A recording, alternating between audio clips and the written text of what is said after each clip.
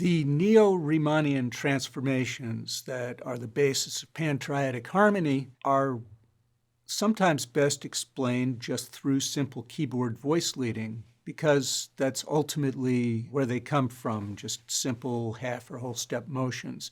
So we're going to go through right now and illustrate each one at the keyboard. Probably the simplest one to understand is the parallel transformation.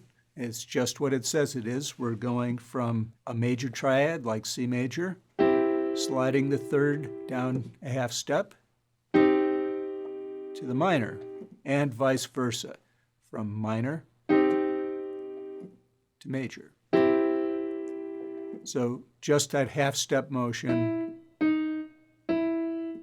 between the major and the minor third. The second one, where the terminology is pretty obvious, is the relative. Just as we talk about relative major and minor, that's basically what we're doing, only here the transformation involves a whole step motion. So from C major, we move the fifth, the G in this case, up a whole step to A.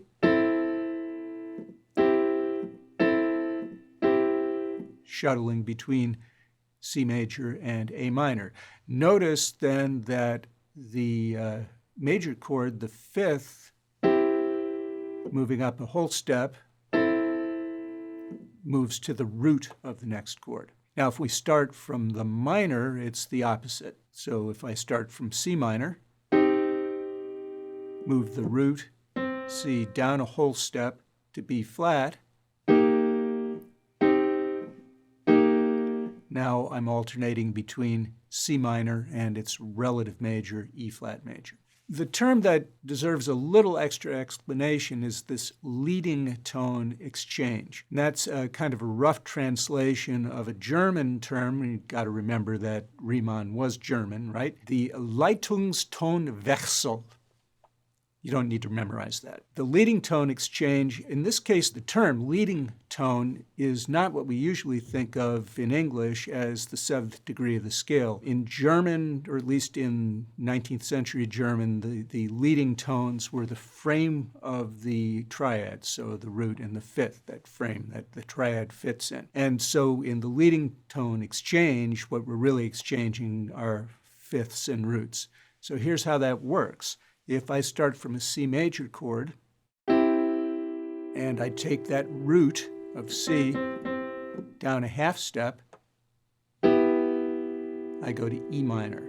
And so that moving voice is moving from the root C to the fifth of the next chord of the E chord B. From a minor triad, it's again, sort of the opposite process. So from C minor, I'm going to take that fifth of the C minor triad G up a half step to A flat, and so we go from C minor to A flat major.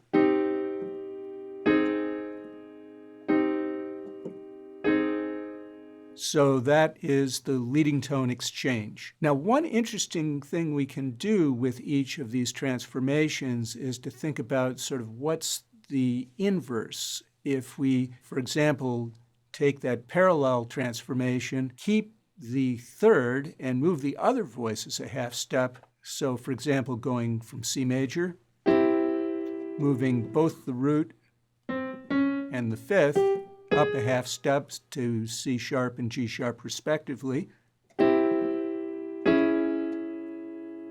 C sharp minor, and we get then a slide transformation. So we can think of the slide as being the inverse of the parallel.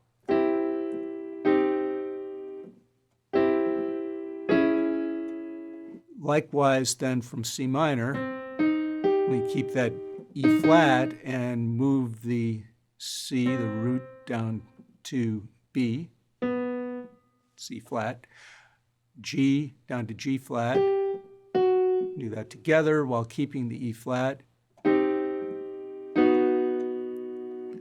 Again, slide this time between C minor and B major or C flat major, depending on how we spell it. If we do the same thing now with the relative transformation, if we start from C, Rather than moving the fifth up a step, the whole step that is, we're going to move the remaining two voices, the root and the third, each down a whole step.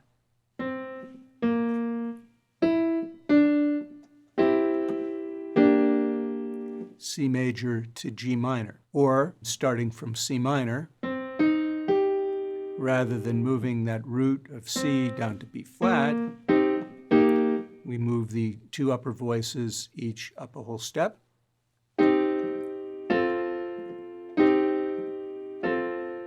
Then we are going from C minor to F major.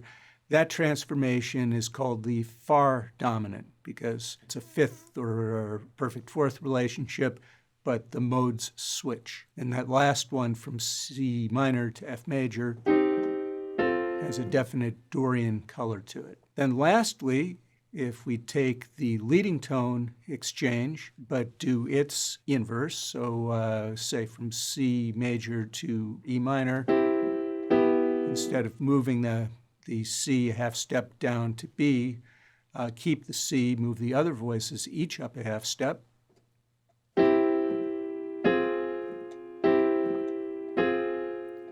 We get C major going to F minor. That's called the near dominant. Again, there's a change of mode, but now the voices are moving by the minimum distance of a half step rather than by whole steps from C minor. Rather than moving the one voice, the fifth up, we're moving the opposite two voices down a half step. So from C minor to G major. Understanding these and playing around with them at the keyboard can be really helpful to just applying these ideas and experimenting with them. So I hope you go ahead and try that on your own.